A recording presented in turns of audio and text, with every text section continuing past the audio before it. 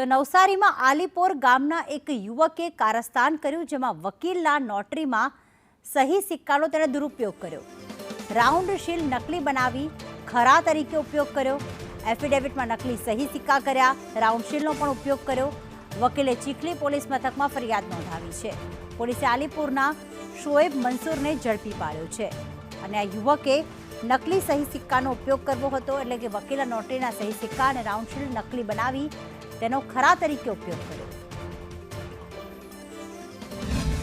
નવસારી કોર્ટની ચીખલીની કોર્ટની અંદર નલિનભાઈ વૈદના ખોટા સિક્કા તથા એનું ખોટું સ્ટીકર નોટરીનું કોઈ વ્યક્તિએ ડુપ્લિકેટ બનાવી અને એના નામનો ઉપયોગ કરી અને એફિડેવિટ કરેલાનું નલિનભાઈના ધ્યાનમાં આવતા નલિનભાઈએ થોડી તપાસ કરી, પોલીસની મદદ લઈ અને ખબર પડી કે શોએબ શબ્બીર મંસૂર આલીપુરનો રહેવાસી છે.